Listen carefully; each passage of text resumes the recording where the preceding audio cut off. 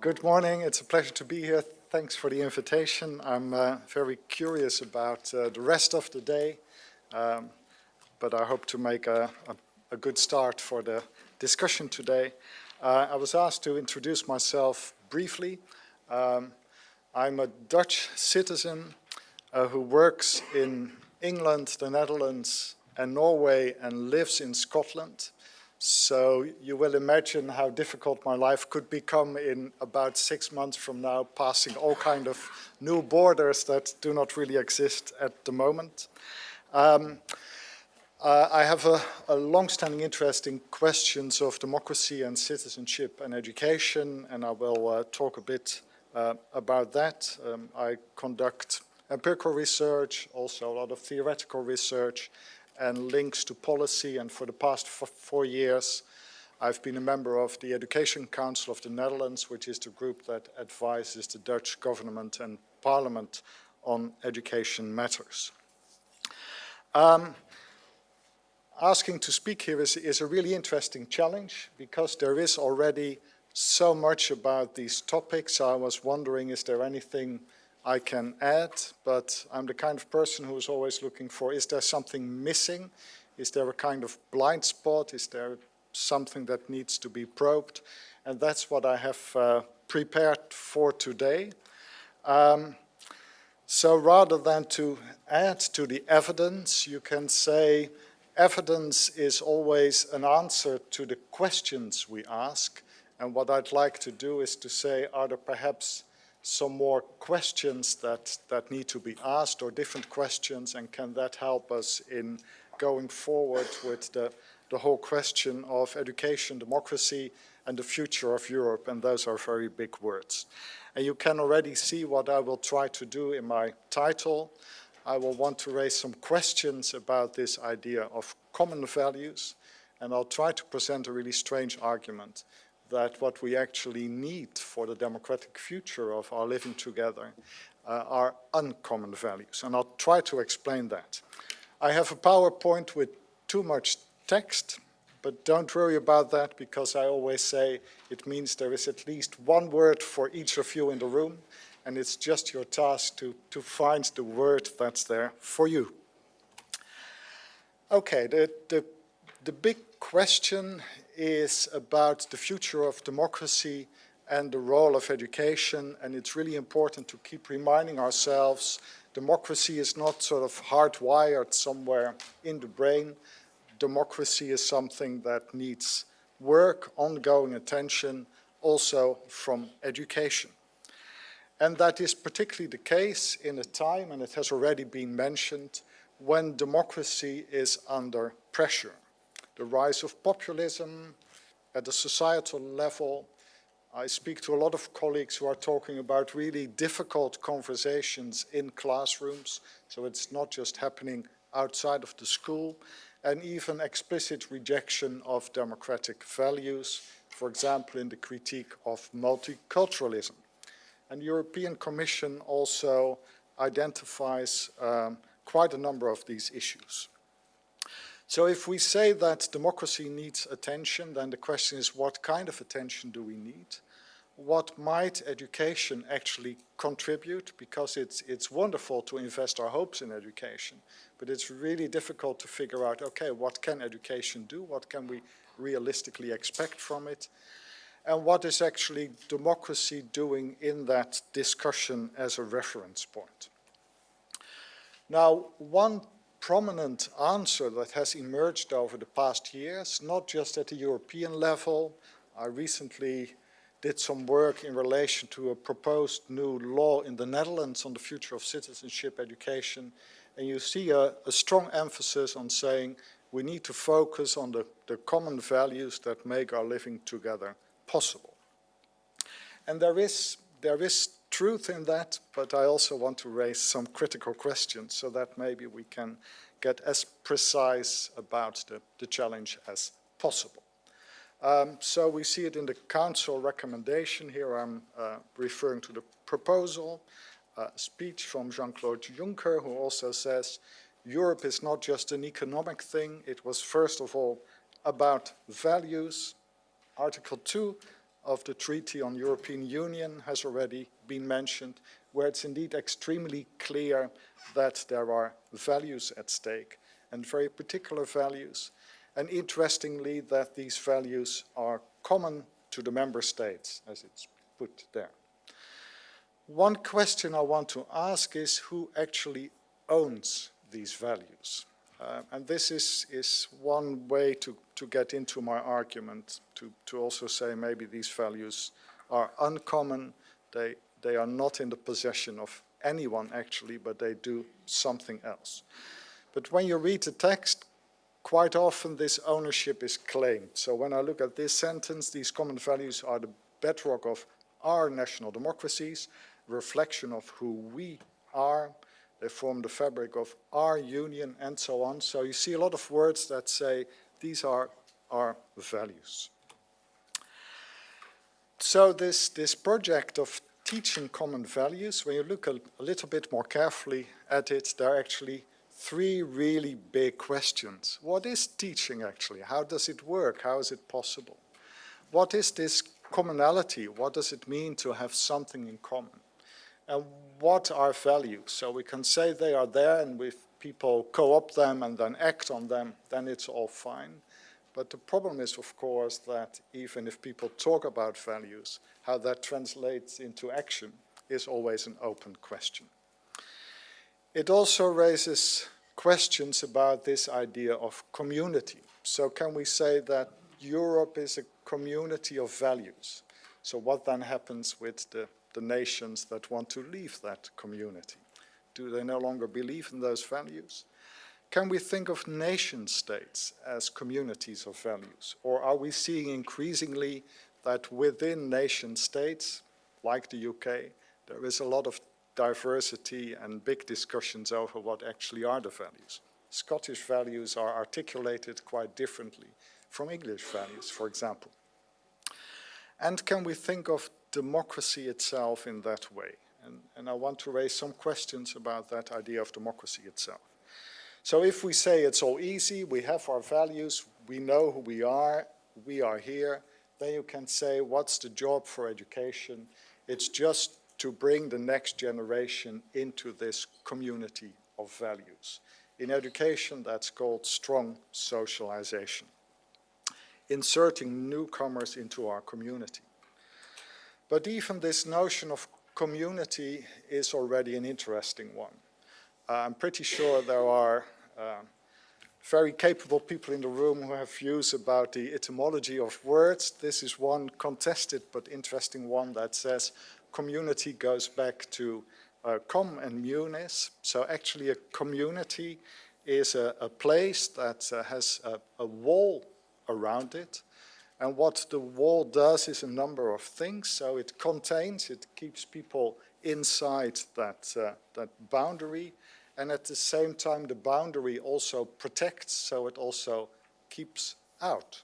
So you can say community in this metaphor is a kind of common ground that keeps people together, but that also keeps people on the outside. And you can probably see how this image is actually very topical for the whole question of what are borders and who can come in, who are outside, and what is actually happening there. Again, the question is that democracy? Should it be democracy? And can we simply say citizenship education is in a sense the gatekeeper of that community? So citizenship education stands at the entrance of this wall and says you can come in and you can't come in. And walls are of course very important in our history, common history. This wall that was erected and came down. Other walls that again are being erected. I really like the second one, build a wall around Trump. So where we actually put walls and what that means is an interesting one. But walls have a very long history. In China, I live in Scotland, this is Hadrian's Wall, the very point at which the Romans sort of came in the north of England. So that's in the background, and time is running, I'm aware of that. I want to, in my presentation, look at three things. I want to say, a few things about citizenship and democracy to raise some questions. I want then to make some points about education, and I want to finish with the question, how should we actually understand democracy? This is sort of my agenda. I'll ask, is citizenship a social, a moral, or a political thing? I'll do something that probably sounds very weird, because when I talk about education, I will not be talking about competencies, but I will be talking about desire, arousing a desire in the next generation for wanting to exist in a very particular, what I call here, grown-up way. And maybe that's the blind spot in a lot of lists on citizenship competences I see. I'll come back to that. And then I'll ask this question, should we think of democracy as a set of values that we hold in common? Which could mean that as long as there is a majority that wants to support those values, we have a democracy. But if there is a majority that says we want different values, then democracy goes out of the window. Or do the values of democracy have a different status? That's where I want to end up. A few observations about citizenship, because the notion of citizenship is used everywhere. But when I look at it, I see three very different understandings of citizenship, and I think it's important to distinguish them, but I also want to make a case for a particular understanding. I think we have very loud heating in this room, or there is a Boeing circling above the window, the building, let's see. One definition of citizenship is very much a social definition. And you see that in discourses about citizenship that say citizenship is about social cohesion and social integration. I see that a lot in research on European citizenship, for example. And there is indeed something good and important about it, but it's not enough.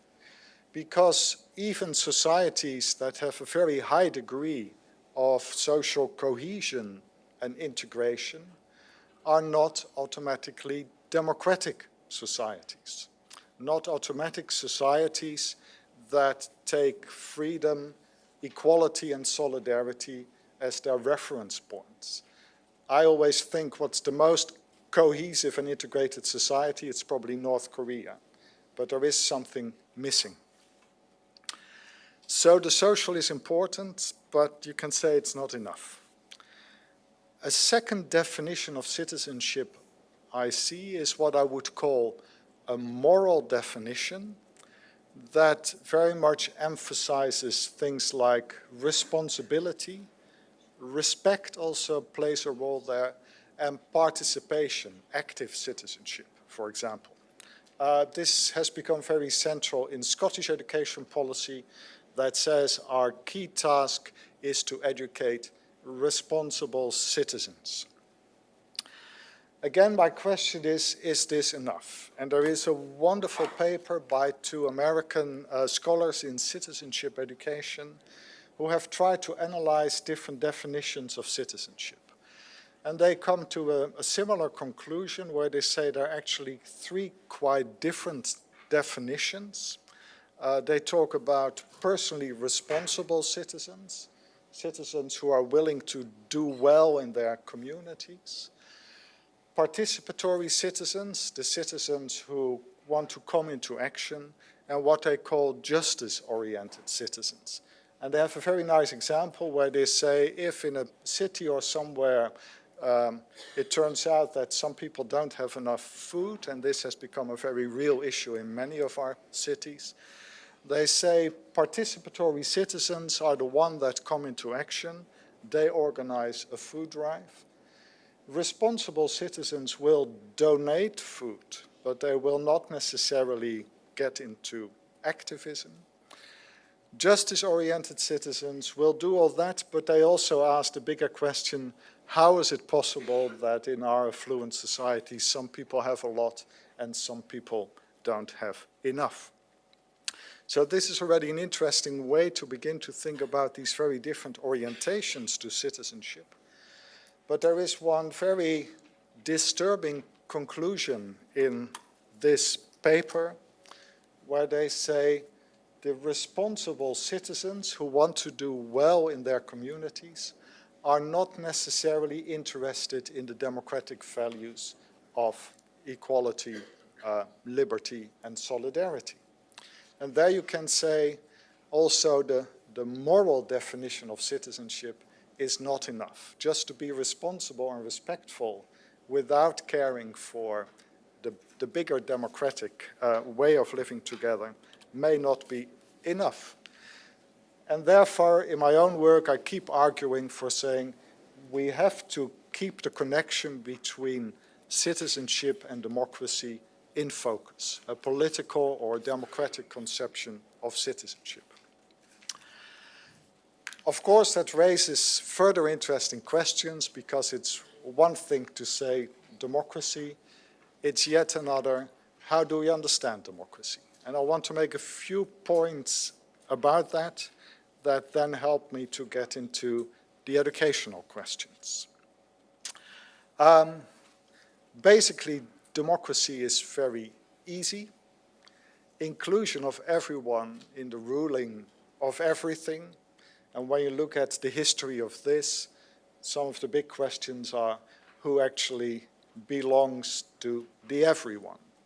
And many struggles around democracy are about including more and more people, from men who had money to all men, including women. The whole interesting question, at what point can young people start to participate in this? So this is the basic of democracy. Other nice definitions, the government of the people, by the people, for the people. John Dewey has an interesting one, but I still like Winston Churchill's one where he says, democracy is the worst form of government except all other forms we've tried so far. So democracy is messy, difficult. Oscar Wilde says it takes too many evenings, but nonetheless, all the alternatives are always even worse. So we shouldn't complain that democracy is messy and difficult. We always should ask, have we got an alternative? And we live in a time where alternatives are not just considered intellectually, but they are enacted in real political settings. More technical definitions go to the heart of sort of the key principles of democracy, the principle of equality and the principle of freedom, you could say. Now, this is all fine, but there are two things that I think are really important to bear in mind when we talk about democracy. The first is that democracy is a historical invention. So democracy is not natural, but artificial. So it's not part of human nature, you can say. If it were, it would be very easy, because then you just wait for that to come up and then we live happily ever after. Democracy is a political project, which also means, and I'll try to give some more substance to that I think that the democratic way of life is not necessarily rational. You cannot say that people who reject democracy are irrational. They are just not interested in democracy. And I think that this is really important for education. I'll try to explain. So democracy is a way of trying to organize our civic lives on the acknowledgement that we do not all live our lives in the same ways. So we acknowledge plurality, and we actually assume that plurality is desirable. That's where democracy starts. If we don't think that there is something desirable about plurality, then we don't need democracy. This is what Hannah Arendt says. She says, it's much easier if we just eradicate plurality and start organizing things in one way. But if we value plurality, then democracy comes into play. Again, what I think is important is that for democracy, not any plurality is valuable. And for me, this is also a thing when I get nervous when I read literature on citizenship education that says respect for other people's beliefs, room for everyone to express their views. I don't think that that is democracy, because what democracy does is always say the only way in which we can be together in plurality is if we keep an orientation on equality, freedom, and solidarity. So democracy is not just this wild anything goes. And here you can say, you can find the real problem that we're in the middle of, the difference between populism and democracy. Because populism, I think, precisely denies the importance of the framing that can help us to hold things together. Of course, we know about the history of liberty, equality, and solidarity. And I just found a nice banner of that gives us a fourth option. It's liberté, égalité, fraternité, ou la mort. So there is something at stake here, the very possibility of us living together. Of course, these values or principles of democracy are not just happily there together. Chantal Mouffe has the idea of the democratic paradox, where she says liberty and equality are always in a difficult tension. We often find that if we want to have more liberty, it puts a pressure on equality. If we want to have more equality, it puts a pressure on liberty. That's the ongoing work we need to do in accommodating these two.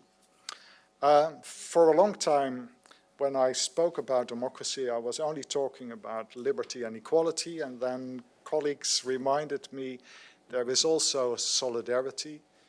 You can say democracy is never just for you to get the best deal out of society. Democracy also requires that we give something back, you could say. It's the proactive dimension to equality. So this is one point I want to make about democracy.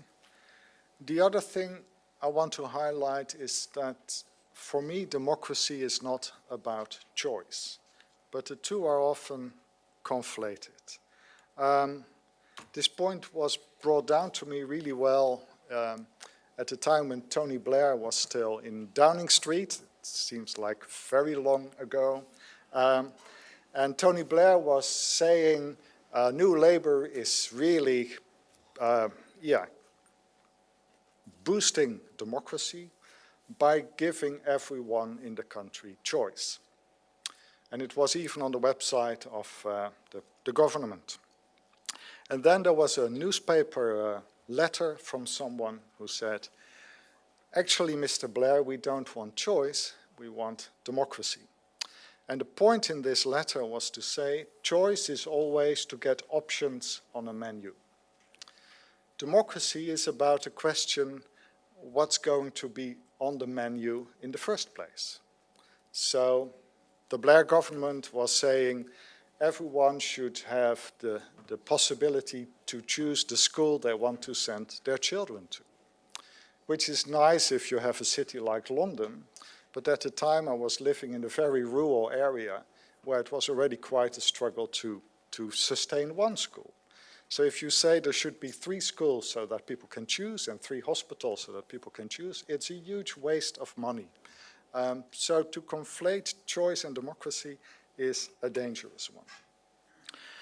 But this has something to do with how we may understand what actually the dynamics of democracy are. And of course there is an administrative way to think about democracy that says at points in time we ask everyone to express their preferences, we count the preferences, and then we give the power to the majority. And we know already how difficult that is. But I'm inspired by literature and also practices that say, no, actually the democratic process is not a process of just expressing what you want and then counting and getting the power. the real sort of democratic challenge is, first of all, to let people express what they want, but then to figure out collectively of everything that people want as individuals or as group, what of that can be carried by society as a whole. So for me, democracy is actually a question of transformation of what is desired, and we all desire a lot, there's nothing wrong with that, but to transform that into what we say that we can collectively sustain. And if we say we want to spend our money on having 3 schools and 3 hospitals in every village around the country, that's fine, but then we cannot spend that money on many other things. So you can say that the real democratic challenge is how we transform individual wants into collective needs, or as Zygmunt Bauman says, how we translate private problems into public issues, how we generate public solutions for private trouble. So democracy is a bit more difficult, you can say, a deeper challenge than just saying, tell us what you want and we'll do it. But a lot of populist politics is exactly doing that. It says, if you vote for me, I'll give you everything you want. Rather than to say, if you vote for me, I will look at everything you want through this set of particular values. And if you vote for another political party, your desires will be looked at from another set of political values. That's a very different way to do politics. For that process of looking honestly at everything we want and figuring out what of that can we carry collectively, we need a space, and in the literature this is known as the public domain, and it's a really interesting question where that actually exists, how we can make it real. Really interesting example that happened over the past 6 months in Ireland, where they established a People's Assembly in order to have, you can say, precisely this kind of process going on.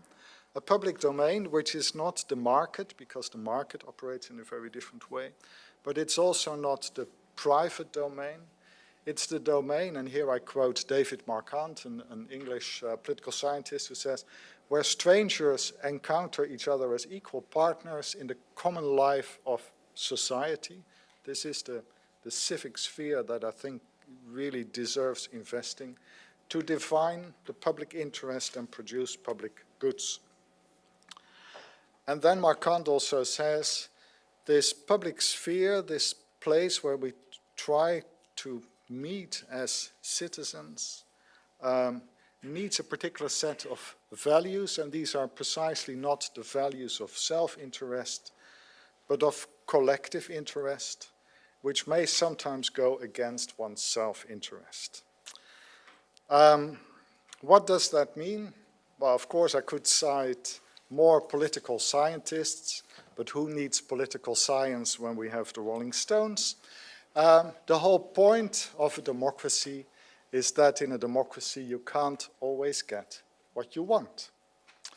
And that, you can say, is the real message also if we begin to think about citizenship education. Marquand says it very nicely where he says, engagement in the public domain, engagement in the collective life implies a certain self-restraint, which doesn't come naturally, and I think that's true. But he also says it needs to be learned, internalized, sometimes painfully. And I find this interesting. A political scientist who talks about education as a painful process. And I find that helpful, because this is difficult. So what democracy actually requires from us is that we do not just look at ourselves, that we do not just try to keep our own desires all in play, try to keep our own identity pure. Democracy, in a sense, interrupts. It says if you want to live together with others, then you can't have the whole of the cake. So what I see in education is quite a lot of talk about saying education should help students to flourish. That's fine, but if we want to live together, there is a limit to how much each of us can flourish. You can also say what we are not establishing here is a kind of common identity. Democracy is about keeping all these different identities in play, and where these identities meet are in political relationships. At a short moment in time during the French Revolution, if I'm correctly informed, people addressed each other with the words citoyen. So they didn't say hello Mr. or Mrs., but they said hello citoyen. And that's sort of a constant reminder that we're meeting each other there as citizens. Hannah Arendt, who I'll refer to a bit more throughout this talk, says, actually, these are relationships of distance and strangeness. When we meet in the democratic public sphere, we are not the same. We are meeting each other in our difference. And therefore, Arendt says, what we are after here, if we try to live together democratically, is not to establish a common ground, is not where we can sort of meet within the safety of this wall, where some people are also outside. But he said, instead of a common ground, the challenge is to live in a common world, which is much more difficult. She says very nicely that the real challenge, if we want to live in plurality, is try to be at home in the world. And I find that a nice metaphor, because the world is precisely not where we are at home. And sometimes it's really nice to be at home and have the comfort of the home. And for many people, the home is a secure place with walls and everything. But the real democratic challenge is, can we be at home in the world? Can we feel comfortable when we are not at home? That brings me to education.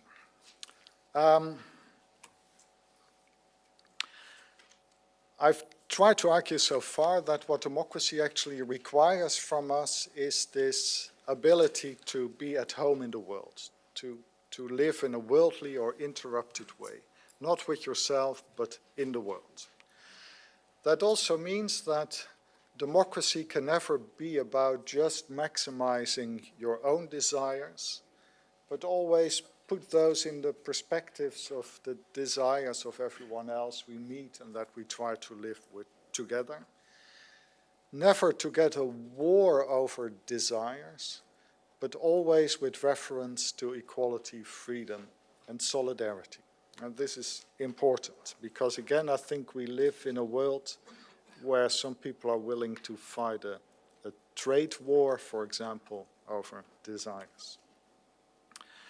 Now, this is not just a political issue, but for me this goes to the heart of education, because this whole question of how do we come into a relationship with what we desire, you can say, is an old and ongoing educational question. Philippe Mérieux, a French educational scholar, puts it very nicely where he says, all the educational work is difficult work, travail compliqué, pour aider l'enfant à se dégager de la logique du caprice. So what education is constantly doing is trying to make some room between what children desire and what is desirable in those desires. A disconnection from just running behind your desires. Now, there is a long tradition of education that says we as grown-ups know what children should desire and we're just going to tell them. That you can say is moralizing education that just says we already have the answers and you just have to follow us. But we know that children no longer buy that. Children are intelligent, and you can say this is an insult to them. You can say the real work that we should do there is to help children, young people, to get a view on their desires and come into relationship with their desires. Not to tell them what they should desire, but to bring this question in. Is what you desire, or what the advertising industry tells you that you should desire, is that really going to help you in your life? And that, you can say, is about a grown-up way of trying to live one's life. And this is where this strange sentence comes from that I started with, where I said, what's actually the educational job? It's to arouse a desire in the next generation for wanting to exist in the world in a grown-up way. I'll go a bit quick to say a few things about what it means to exist in the world and to be there in a grown-up way. And we can come back to that if we have some time for questions. I will be here the whole day, so happy to have more conversations. What does it mean to be in the world? The main thing when you are in the world, when you step into the world, is that at some point you will meet the world as something that offers resistance. You'll meet the materiality of the world, but you also meet other people who have very different ideas about what should go on in the world. That's a very important educational experience, because when you encounter resistance, you suddenly realize that the world is not a construction, but that the world is real. Freud understood that really well, and he says the problem is when people deny that the world is different from what they want it to be, or when people deny that their partner is different from who they want him or her to be. Now, this is a cause of frustration, and educators know that children can get frustrated about this. And you can say part of the educational work is, what do we do with that frustration? One thing we can do when we meet resistance is just get angry and say, I'll push harder and harder and harder because I want my ideas to become real. This is important, so sometimes we do need to push hard for something to happen, but there is always a danger that if we push too hard, we begin to destroy this very world that we want to live in.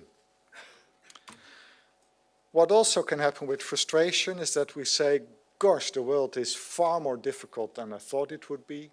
I'll step back. And sometimes we need to step back so that there is space for other people to do things.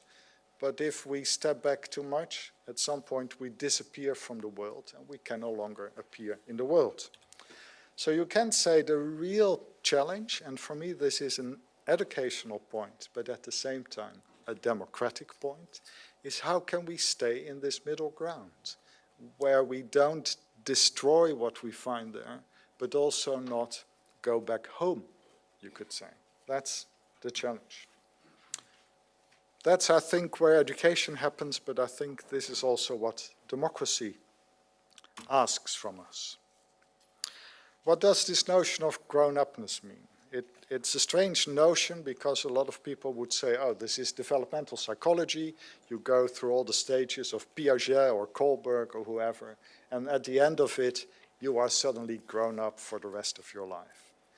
That's not how it works. Again, Philippe Mérieux is really interesting here when he says, grown-upness is a way of trying to lead your life, where you try to be in the world without thinking that you are the center of the universe. And interestingly enough, if you look around in that way, or look honestly at yourself, you'll see that the people with big bodies that are here in the room are often not really good at this. And the people with smaller bodies, whom we call children or infants, are often really good at this. So it's an ongoing challenge to be together without thinking that the universe turns around you.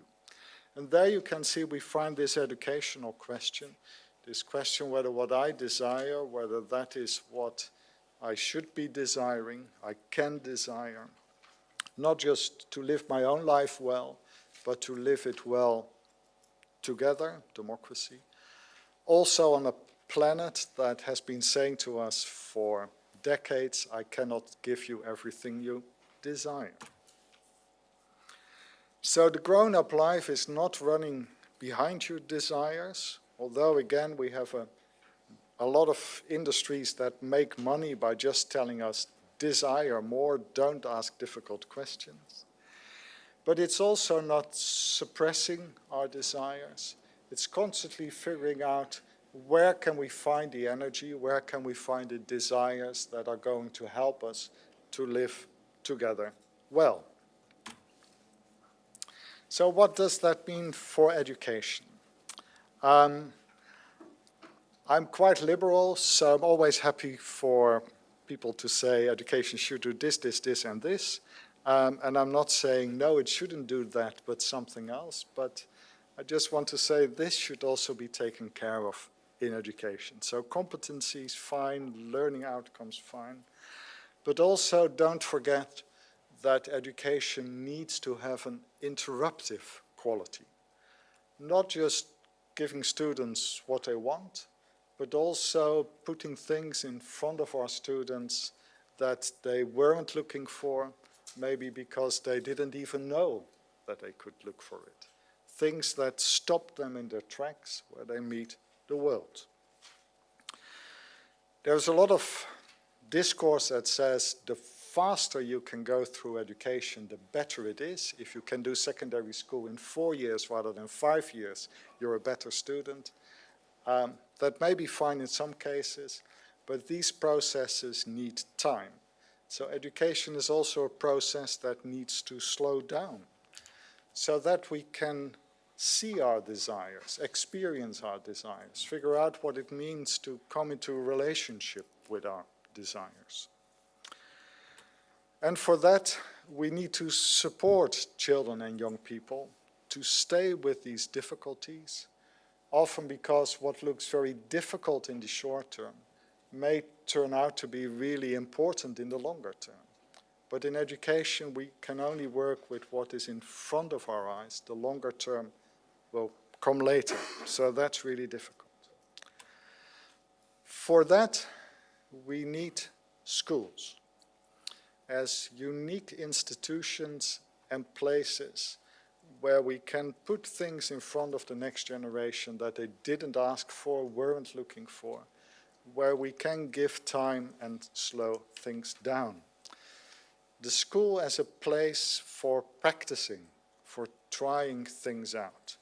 In a society that constantly wants us to perform, it's really important that we have places and spaces where we can practice, where we can fail, and where we are allowed to try again, in order then to fail better, as Seamus Heaney says.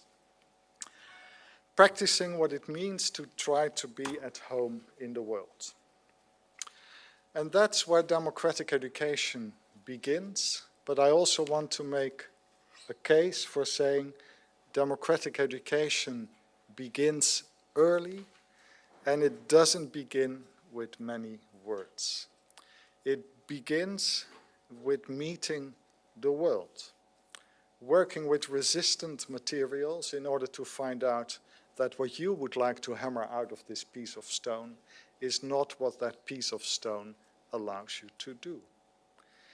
It's to be involved in gardening in order to see that you can think as hard as you want about a plant, but that the plant won't grow any faster as a result of your thinking. Staying with realities on which your thinking has no influence. Caring for animals that really do an appeal to you to relate to things that ask for your care. Working together before you start to talk together. So for me, citizenship education is not about sitting in circles and having all kinds of arguments and then going for the better argument. It starts at a far more basic level. And school, I think, is the time that we give to the next generation to make this possible, to figure out what is this world, what are you in relation to this world. So for that, we need to care for the school as an investment, I think, in the future of our civic society. That's why we need to defend the school, and I'm really nervous when people say, oh, all learning can go online. That's probably true, but there is another reason why we need the school. That brings me to the final point, and I'll do that quickly, but of course it brings everything together. So I've said democracy is a historical invention and a political project. But that creates a real difficulty, because then it becomes very difficult to provide arguments for why the democratic life would be the better life, because those arguments are mostly only convincing for those who already believe in democracy. But if you don't believe in democracy, you can argue what you want, but you won't really get there. So that's why I was saying maybe the missing dimension in many of these discussions is this whole question: how do we fuel or desire in the next generation for this democratic way of life, this change, strange, worldly interrupted way of life? Is that a matter of bringing people into our democratic community? Is this, we open the door of the wall and you say, you come in? Or is this a different kind of thing? This brings me to the point, what actually are these values of democracy: equality, freedom, and solidarity? Is this just an ideology that we can replace with another ideology if we want? I don't think so. I want to suggest that we should understand these principles or values of democracy actually as the values that make it possible to live in plurality.